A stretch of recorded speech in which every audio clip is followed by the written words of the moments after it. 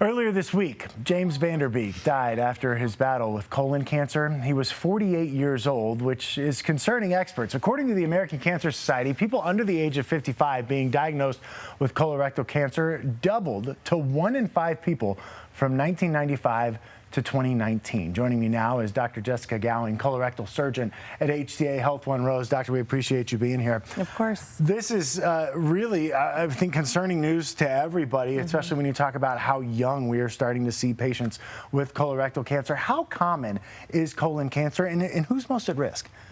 Yes, so the older you get, the increased your risk is. However, as you brought up, the alarming trend that we've noticed over the past couple decades is those under the age of 50 or 55 with increased risk.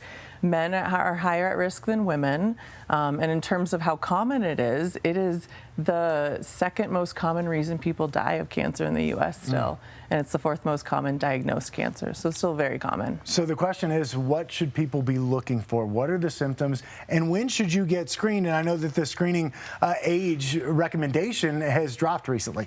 Yes, screening is the most important thing because until the colorectal cancer gets advanced, it's really a pretty silent disease. So screening has the opportunity to not only diagnose it, but also prevent colon cancer with a colonoscopy. We want you to start at age 45. We do it earlier if you have known risk factors or a family history. But the really important piece, especially related to the rising rates in those that are young, is to not ignore symptoms. So symptoms of any blood in your stool, changes to your bowel movements, abdominal pain, constipation, those are all reasons you should really talk to your doctor about if a colonoscopy should be considered. And that's that first step, right, is bringing it up with your primary care physician? Yes, yes. Beek was under 50, and of course in 2020, Chadwick Boseman died from colon cancer at age 43. Do we know what's causing this rise in younger patients? Unfortunately, we don't. We're trying to find that answer, but research is showing that it's a pretty complicated answer. We know that the things that increase our risk of cancer overall, such as obesity, genetics, we've talked about, lifestyle factors such as high alcohol consumption, sedentary lifestyle, those all increase your risk of colorectal cancer, as well as cancer in general.